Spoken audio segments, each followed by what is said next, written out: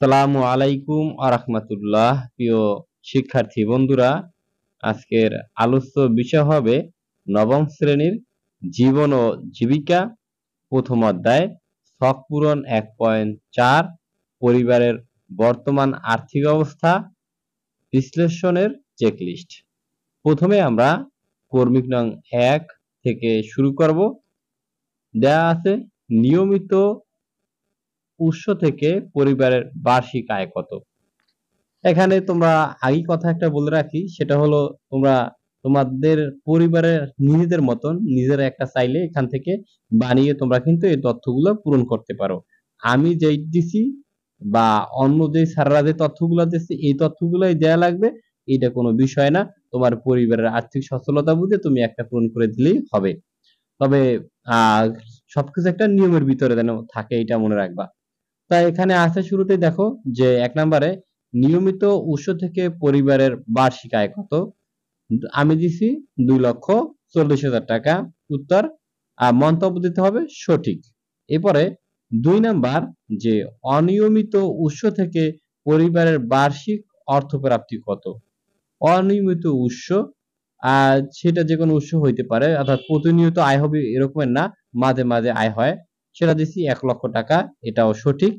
এবারে 3 নাম্বার যে পারিবারিক স্থাবর সম্পদের পরিমাণ কত যদি থাকে।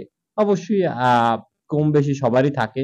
তাহলে এজন্য আমি দিছি যে 3 কাঠা জমি, এটার মন্তব্য সঠিক।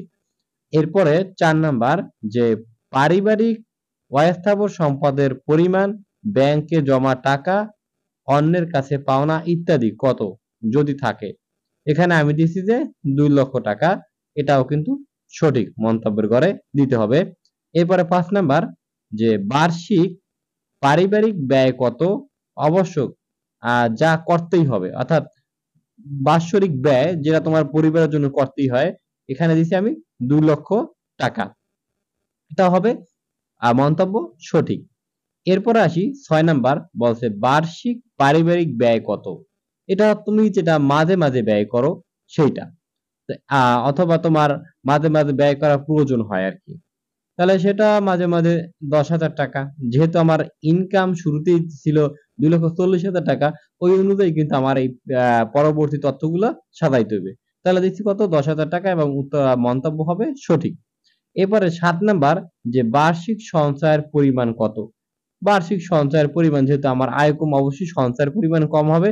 এজন্য কিন্তু আমি 40,000 টাকা দিছি যে বার্ষিক সঞ্চয় হয় মূলত তোমার যে 1 বছরের সঞ্চয়ের পরিমাণ 40,000 টাকা হয়। আর এটার মন্তব্য হবে সঠিক। এরপরে 8 নাম্বার যে বিনিয়োগযোগ্য অর্থের উপর পরিবারের নির্ভরশীলতা কেমন। মাঝারি, এটার উত্তর হবে সঠিক। এরপরে 9 নাম্বার যে বিনিয়োগের আয় থেকে পরিবারের ব্যয় নির্বাহ করা হবে কিনা। যে বিনিয়োগের আয় থেকে পরিবারের ব্যয় নির্বাহ করা, এটা হবে না আরকি। এজন্য দেয়া উত্তরও তোমার দিয়ে দিছি যে হবে না, এবং মন্তব্যের ঘরে হবে সঠিক। 10 নাম্বারে পরিবারের আর্থিক দায়ের পরিমাণ কত? দিছি এখানে 30,000 টাকা।